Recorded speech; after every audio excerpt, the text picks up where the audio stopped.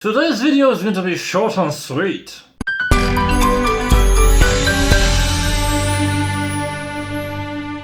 Hello and welcome my dear scale modelers to my small hobby YouTube channel. My name is Tomo and today we're going to be taking a look at just 3 small, very insignificant kits. These things.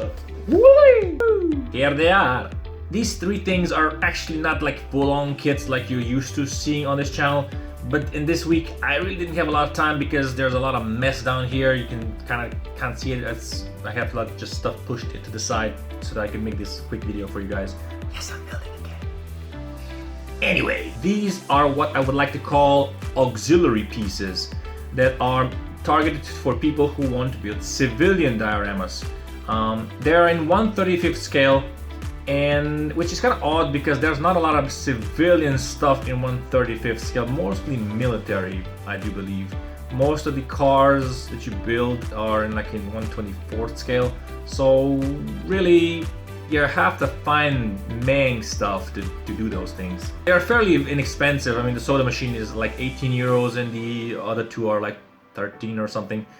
Anyway, you'll see the price tags when we look in the boxes. As for the part count, it's really not that big of a deal. I mean, again, these are very simple pieces to put together, so you don't have to be an engineer to put them together. They don't have any instructions besides on the back, and only one box contains some decals, so it's really very simple. Anyway, let's jump inside the boxes, okay? Behold. So, today we're gonna just see these 3 very small boxes that contains some miscellaneous stuff from MENG. They're basically just stuff you put on the diorama and they make probably a very good difference to the setting. Yeah, let's just take a look at them now.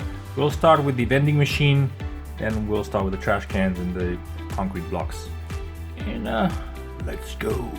Alright, vending machine dumpster set. So that's a very unique title, but true to its content. So we got 2 vending machines and a dumpster.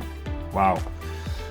The price point you can see here. The box is very kind of glossy, or very shiny, and you can see on the back how the thing goes together. It's pretty easy. I mean, this is like the easiest model kit you can put together.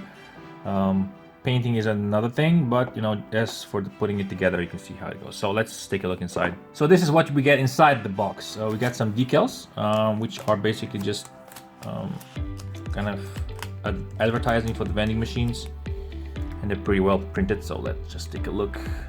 Okay, let's turn it around now. You can see tropical, it smells like tropical. Yeah, decals. Wow.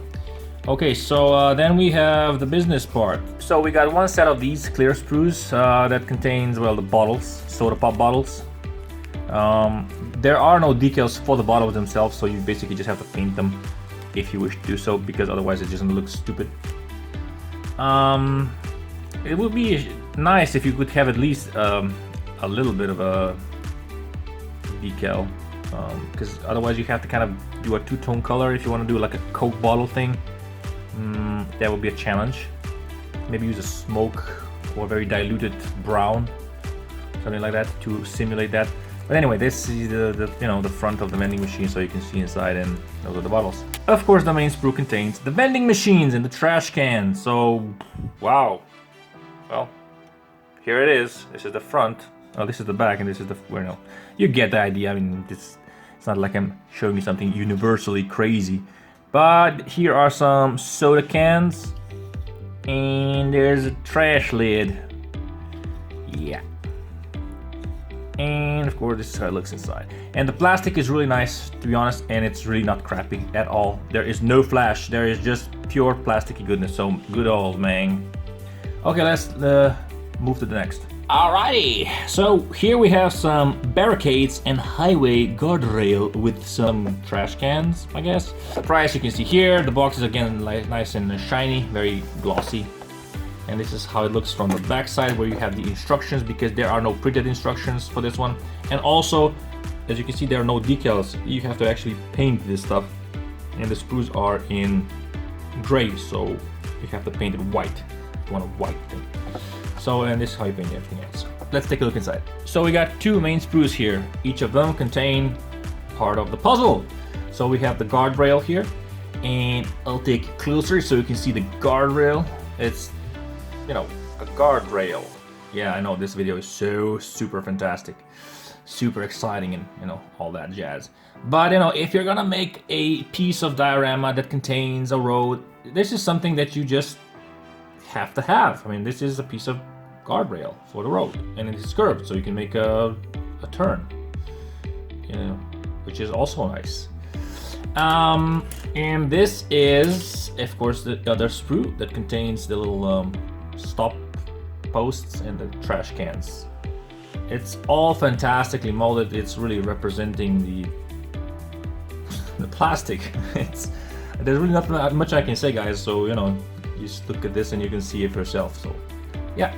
Let's look at the concrete and plastic barrier set. Alrighty then, so here we have the last one, the concrete and plastic barrier set, which is self-explanatory, just like all the others. You can see the price here. It's a nice glossy color.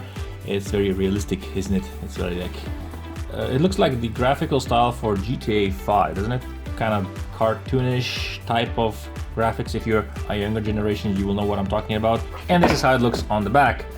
But what's interesting here is not only do you get the plastic concrete barriers, but you can also make your own from plaster, because you get a little mold here. You can see you can pour in plaster, and you take the plaster off, and you get this little concrete barrier, which you then can weather the hell out. You know, just kind of poke it with a stick to chip it off and stuff. But if you're gonna be building it from plastic, then you just paint the existing molded plasticky concrete barrier. I know, I'm being so sarcastic. Stop it. Anyway, let's look at the mold. So we have only one sprue. What a surprise. There are a couple of barriers. You can see that the barriers are chipped, so you can weather the hell out of them.